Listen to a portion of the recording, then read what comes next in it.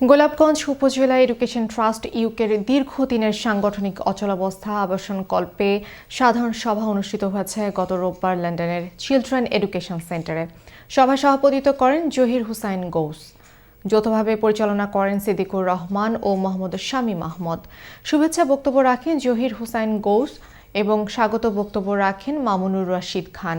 সভায় উপস্থিত ট্রাস্টিবৃন্দ বর্তমান পরিস্থিতি বিষয়ে বিস্তারিত আলোচনা করেন এবং ট্রাস্টের দীর্ঘদিনের বিরোধের অবসান, সাংগঠনিক স্থিতিশীলতা পুনঃপ্রতিষ্ঠা এবং ট্রাস্টকে গঠনতান্ত্রিক ধারায় ফিরিয়ে আনার লক্ষ্যে একটি নিরপেক্ষ, স্বচ্ছ ও সর্বজন গ্রহণযোগ্য নির্বাচন অনুষ্ঠানের বিষয়ে গুরুত্ব আরোপ করেন।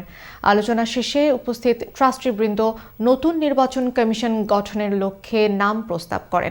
সর্বসম্মতিক্রমে ট্রাস্টি আক্তার হোসেনকে প্রধান নির্বাচন কমিশনার এবং প্রতিষ্ঠাতা ট্রাস্টি আব্দুল আজিজ ফারুক ও ট্রাস্টি রিয়াজ উদ্দিনকে নির্বাচন কমিশনার হিসেবে মনোনীত করে 3 সদস্য বিশিষ্ট একটি নির্বাচন কমিশন গঠন করা হয়।